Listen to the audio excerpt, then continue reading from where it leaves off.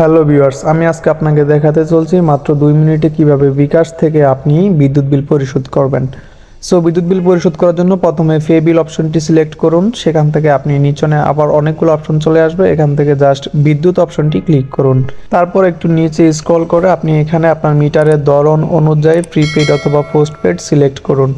তারপরে এখানে উপরে আপনাকে কোন মাসে বিদ্যুৎ বিল পরিশোধ করবেন সেই মাসটা সিলেক্ট করতে হবে। আমি দিয়ে দিচ্ছি অক্টোবর 2023।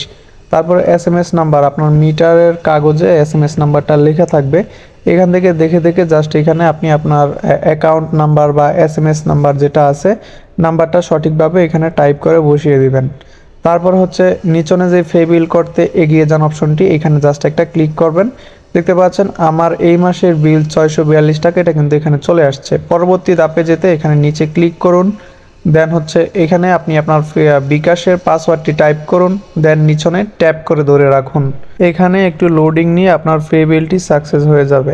এখানে দেখতে পাচ্ছেন উপরে লেখা আসছে যে আপনার পে বিল সফল হয়েছে এবং আমার বিকাশ থেকে অলরেডি একটা SMS চলে আসছে।